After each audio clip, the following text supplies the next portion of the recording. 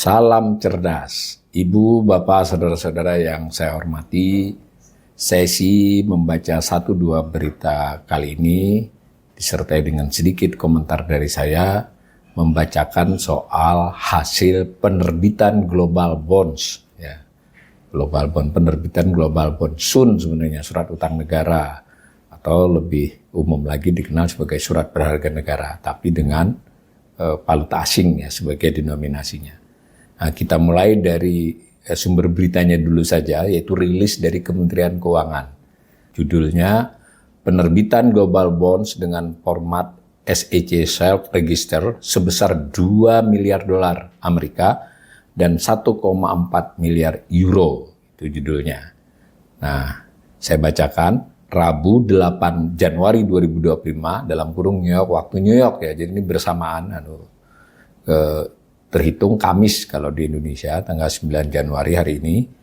Nah, pemerintah Republik Indonesia sukses melakukan transaksi penerbitan surat utang negara, SUN ya singkatannya, dalam 2 mata uang asing, dual currency, yaitu US dollar dan euro, ya, dengan format SEC Shelf Register. Nanti silakan dicari SEC Shelf Register itu, jadi ada dealernya, lalu dijual tidak dengan waktu bersamaan, beberapa waktu lah intinya.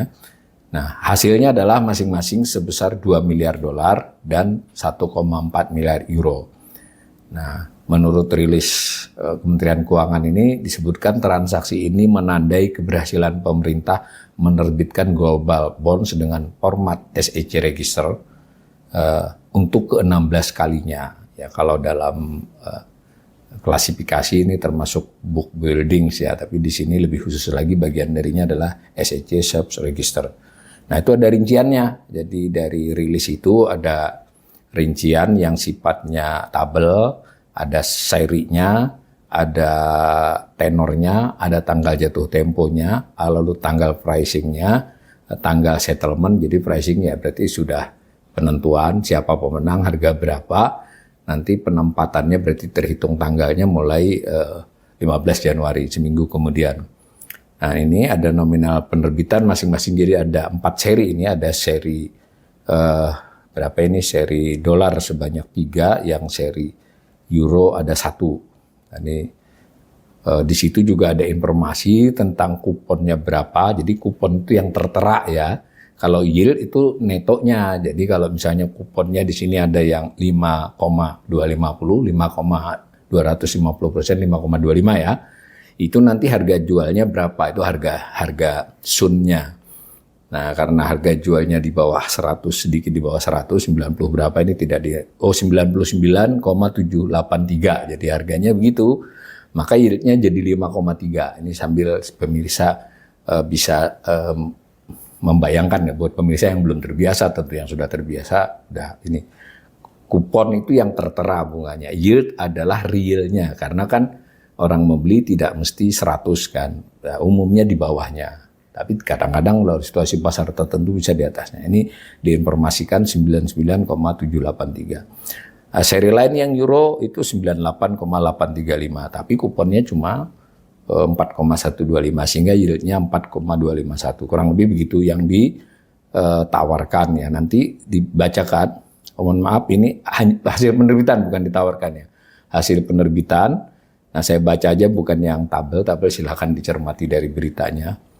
Nah, saya bacakan keterangan persnya yang berupa kalimat, mengoptimalkan peluang likuiditas di awal tahun serta dilatar belakangi kondisi pasar yang dinamis dan perkiraan prospek ke depan yang semakin menantang. Pemerintah mengumumkan pembukaan transaksi pada pagi hari sesi Asia tanggal 8 Januari 2025 yang kemudian diikuti oleh pengumuman SUN dalam denominasi euro saat pasar Eropa dibuka pada hari yang sama. Penawaran tersebut berhasil menarik minat investor global hingga mencapai total order book 6,1 miliar dolar dan 2,5 miliar euro. Ini yang nawar ya. Nanti hasilnya kan dipilah-pilah oleh pemerintah, oleh yang bertugas, itu nanti harganya berapa, yang diputuskan deal berapa. Dengan order book yang cukup solid tersebut, menurut keterangannya solid artinya jauh melampaui yang ditawarkan, itu pemerintah dapat menurunkan tingkat imbal hasil untuk seluruh tenor yang diberikan pada investor. Ya kan, logikanya kalau makin banyak orang yang berminat, itu pemerintah bisa membuat harganya lebih baik dari sisi pemerintah Indonesia. Harga lebih baik itu artinya yieldnya juga lebih rendah. Nah, akhirnya final yield untuk tenor 5 tahun US dollar dan 10 tahun itu 5,3 dan 5,65. Nah, serta untuk tenor euro itu 8 dan 12 tahun 3,917 dan 4,251%. Ya bisa membayangkan ya ini terkait dengan perakiraan pasar juga tentang rupiah ke dolar dan rupiah ke euro ya. Jadi euro kelihatannya diasumsikan masih lebih kuat. Saya lanjut, keberhasilan transaksi ini mencerminkan dukungan yang kuat dan berkelanjutan dari beragam investor global untuk Indonesia. Ini menurut Kementerian Keuangan ya. Nah, kemudian tingginya minat investor tersebut antara lain didorong oleh fundamental ekonomi Indonesia dan kinerja APBN yang solid. Saya ulangi sekali lagi, ini adalah rilis dari pemerintah, dalam hal ini diwakili Kementerian Keuangan. Jadi sebetulnya ngutang, peristiwanya itu peristiwa ngutang dalam bentuk menerbitkan global bond ya toh, dengan menawarkan 4 seri dalam denominasi dolar dan denominasi euro. Nah, ada kuponnya di situ. Nah, orang menawar berapa gitu, tapi versinya memakai sistem tertentu ini. Nah, ternyata yang masuk banyak, yang masuk itu sebanyak 6,1 miliar dolar dan 2,5 miliar yang nawar maksudnya masuk ini. Nah, dengan begitu lalu pemerintah memutuskan dari tawaran-tawaran itu lalu dimenangkanlah jumlah tertentu dan harga serta yield tertentu. Nah, dikatakan lagi hasil penerbitan ini secara umum akan digunakan untuk pembiayaan APBN tahun 2025. Ya, keempat seri Sun yang diterbitkan pada transaksi kali ini memperoleh peringkat. Nah, disebutkan juga ini peringkat dari Modi, dari Standard & Poor's, ada dari Fitch, dan ini terdaftar si global bond kita ini Sun atau SBN Palas kita ini terdaftar di Bursa Efek Singapura dan Bursa Efek Frankfurt ya. Nah, sudah diinformasikan juga siapa yang menjadi joint book runners itu HSBC, JP Morgan, Standard Chartered, ANZ, lalu ada juga yang di domestic dealers itu ada PT BRI Dana Reksa, ada PT Trimega Sekuritas. Nah, tetapi menarik ini juga kita harus baca, di rilis itu ada yang bersifat paragraf bergaris miringnya. Rating surat berharga ini jadi dari informasi tadi yang dirilis itu bukan merupakan rekomendasi untuk membeli, menjual, ataupun memegang surat berharga dan dapat diubah atau ditarik sewaktu-waktu. Siaran pers ini bukan merupakan penawaran untuk menjual atau ajakan penawaran untuk membeli. Ingat ya, ini sistemnya beda ini. Nah, surat utang di Amerika Serikat atau jurisdiksi lain di mana penawaran tersebut akan melanggar hukum. Jadi nggak boleh karena dia tadi SEC self register, metodenya harus pakai dealer ya, dan ada aturannya, jadi tidak boleh lelang sendiri dirilis Kementerian Keuangan. Jadi ini informasi hasil, bukan informasi tentang lelang dan seterusnya. Nah, informasi lebih lanjut ada di bukunya. Bagaimana rilis ini diberitakan oleh media? Misalnya kayak seperti Kontan, ya judulnya biayai. Ini baru ya jam 4 tadi, saya siarannya jam 5, jadi sejam yang lalu.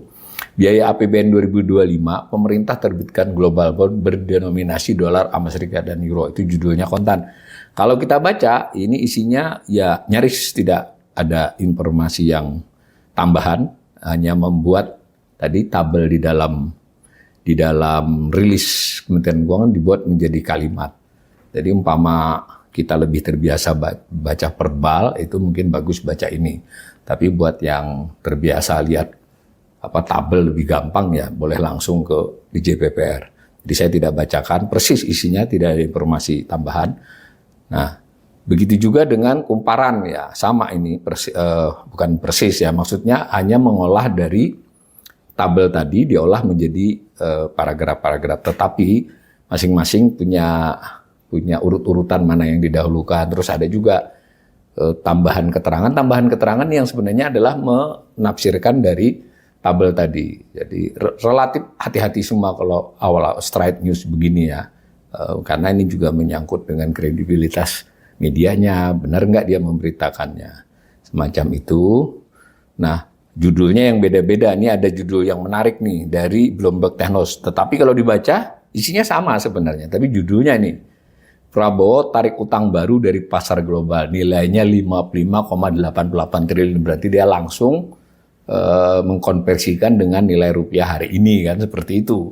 Nah tadi kalau kontan judulnya biayai APBN, kalau komparan netral RI terbitkan Sun dalam mata uang asing. Nah si Bloomberg Technos menunjuk Prabowo tarik utang baru dari pasar global nilainya 55,88 triliun.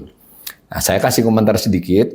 Nah ini cukup menarik saya kira pemerintahan Prabowo ini baru berapa bulan ya. Kurang lebih dari 20 Oktober berarti belum 3 bulan ya. Dari sisi kebijakan ekonomi memang kita sudah melihat baik itu dari pidato presiden, kemudian pernyataan menteri-menteri dan sudah ada beberapa yang dijalankan seperti makan bergizi gratis.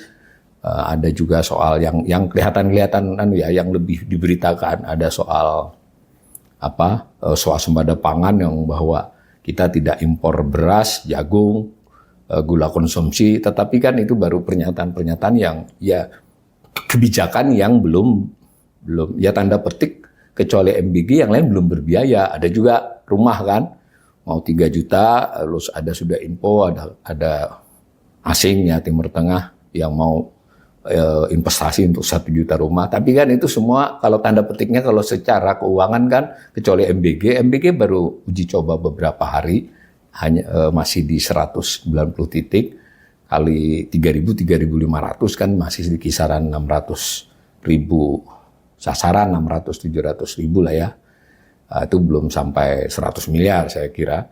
Jadi belum kelihatan sebenarnya. Tetapi boleh saya simpulkan pemerintah sudah mulai menarik utang untuk membiayai selama 2025 ini, bahkan utang sudah ditarik sejak Desember 2025, pre-funding namanya.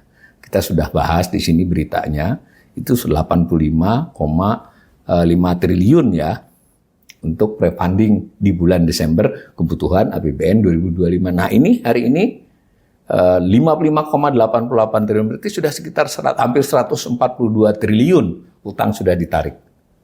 Jadi ini mungkin perlu kita cermati bersama ya. Langkah terpenting pertama kalau menurut saya dari pemerintahan Prabowo ini salah satunya adalah menarik utang baru.